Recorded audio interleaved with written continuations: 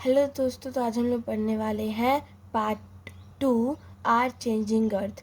तो एग्जैक्टली हम लोग ने कल जब हमने वीडियो डाली थी तो हम लोग ने यहाँ तक का पूरा पार्ट समझा था। तो आज हम लोग समझेंगे वोल्केनो और earthquake.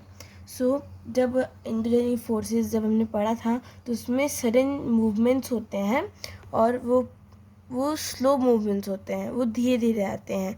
Sudden movements like earthquake and volcano causes a mass of destruction over the surface of the earth। जो इंडोजेनिक फोर्सेस होते हैं उसमें क्या क्या आते हैं, अर्थक्वेक और वोल्केनोज, और वो बहुत ज़्यादा डिस्ट्रक्शन कर देते हैं पूरे सरफेस ऑफ अर्थ में, जहाँ पर भी वो प्लेस्ड या फिर वो जब होता है।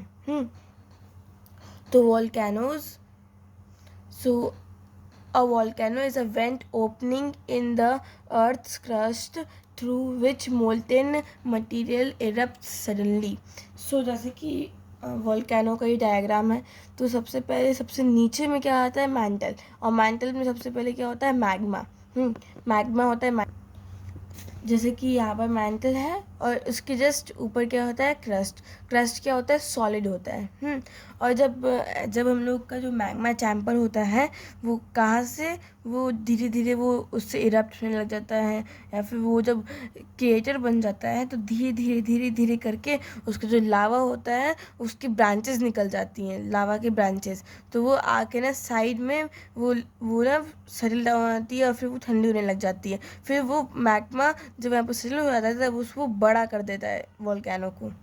और फिर जब वो जो मैग्मा चैम्बर होता है जब वो होने वाला होता है तो उसमें क्या क्या प्री बताते हैं कि कैसे कैसे आने वाला है। तो उसमें से गैस और एशेस बाहर निकलते हैं, पूरा काला हो जाता है पूरा, जो जब यहाँ पर भी होने वाला है तो। और वैसे भी वोल्केनोज के टाइप्स क्या होते हैं, वोल्केनोज के टाइप्स होते हैं एक्सटिंक्ट, डोरमेंट और active. So the volcanoes that have been extincted for very long time, वो ना एक्टिव ही नहीं है, उसने अभी तक बहुत सालों से कुछ इरप्शन हुआ ही नहीं है उसमें, तो उसको क्या बोलते हैं, एक्सटिंक्ट वोल्केनोज।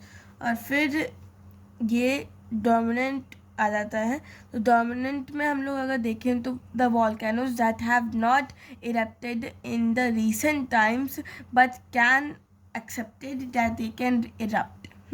तो जो वोल्केनोज होते हैं जो 1-2 साल हुए होंगे, 3-4 साल हुए होंगे, जो भी रिसेंटली इरप्ट नहीं हुए हैं पर ऐसे चांसेस हैं कि वो इरप्ट हो सकते हैं, उन्हें क्या कहते हैं हम, डोमिनेंट वोल्केनोज। और फिर एक्टिव वोल्केनोज क्या होता है, active volcanoes the volcanoes that erupt often. जो वोल्केनोज होते हैं वो जल्दी जल्दी ऐसे कि आपने अभी 1 मंथ में देख लिया, 10 उसके बाद वो जब हुआ तो वो 12th मंथ में हुआ, 8th मंथ में हुआ, ठीक है। और ये आपको बनाना ही पड़ेगा, ये जब आपको एग्ज़ाम में आ सकता है, बिल्कुल कंफर्मली आ सकता है।